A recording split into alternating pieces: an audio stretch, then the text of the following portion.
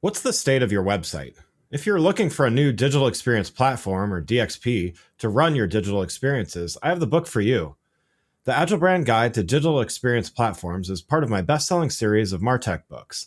In this book, I explore and demystify DXPs and look at the roles a digital experience platform should play, the different types on the market, as well as how to initially evaluate platforms, then how to best implement a DXP once you've selected it.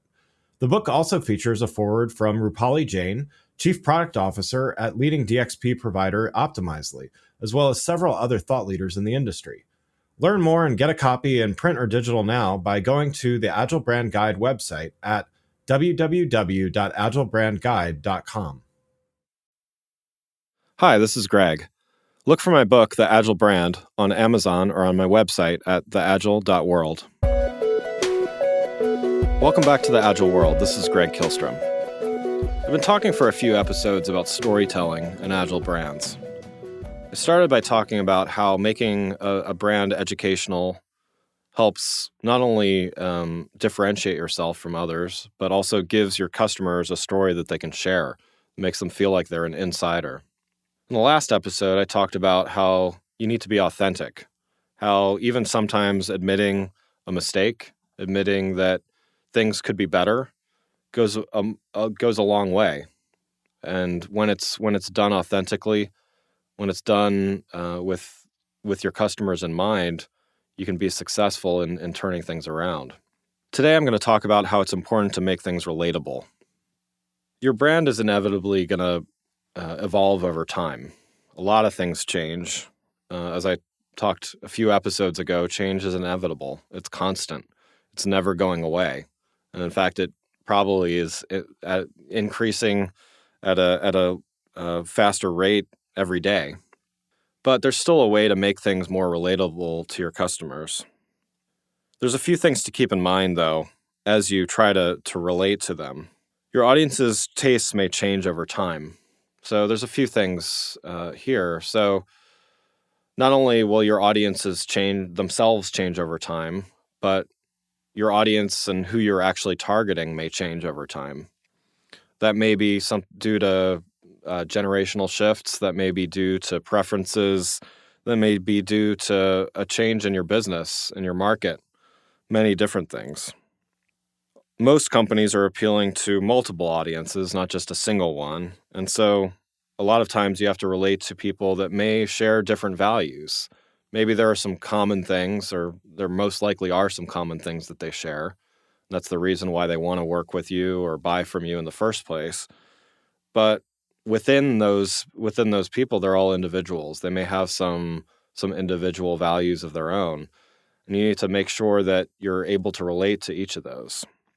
Your company may be going through a transformation, may be going through disruption in your market.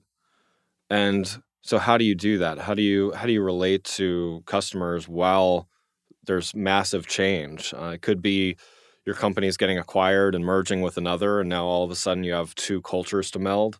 Those two companies that are getting merged may have very different cultures. They may have had very different values. I've been through this recently myself. I had an agency for over a decade, and it was recently acquired by a larger company. All of a sudden, overnight, we were sitting in someone else's office, and I feel fortunate that the culture and the values weren't drastically different, but it's still different. And being a professional services company, we had clients, and we needed to make sure that not only my clients that this new company inherited, but the new company, or the company that acquired mine, that we had a consistent customer experience across our different client bases. So how do we do that while integrating things? Anything as mundane as accounting systems to project management systems. We had to take a lot of effort and a lot of planning and have a lot of conversations in order to really make sure that things were aligned, and that making sure our customers understood, back to the point of the episode prior, being authentic and saying, hey, you know what? This week has been a little rough because our file systems are merging and I need a day to get back to you on something. Just being honest, being open, not making it their problem, but being authentic and honest and being able to relate. Most people have been through some kind of change or consolidation or something like that in their lives, so they can relate to it if you allow them to.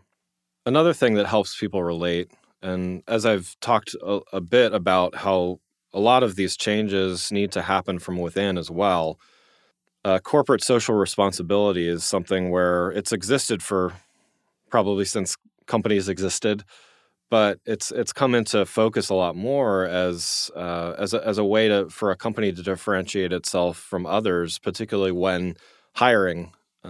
So employees want to be involved in a company that shares their values. I've talked about that quite a bit over the last several episodes, but having a CSR initiative that everyone can kind of align with and ultimately can relate to makes it so valuable. It makes people increases morale. It makes people want to get out of bed in the morning and support this company that they work for.